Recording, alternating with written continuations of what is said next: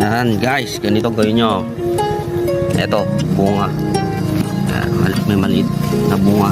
Yan, tignan nyo. Yan, kuha lang kayo ng isang bulaklak.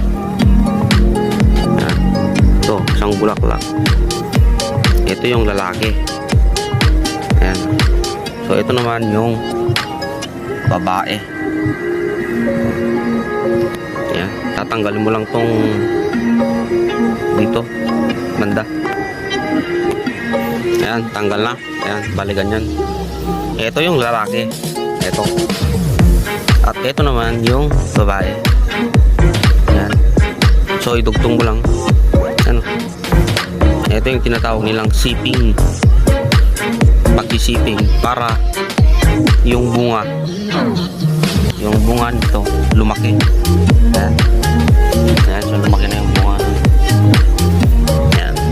Yan lang yung technique. So yun lang yung technique, babae at lalaki.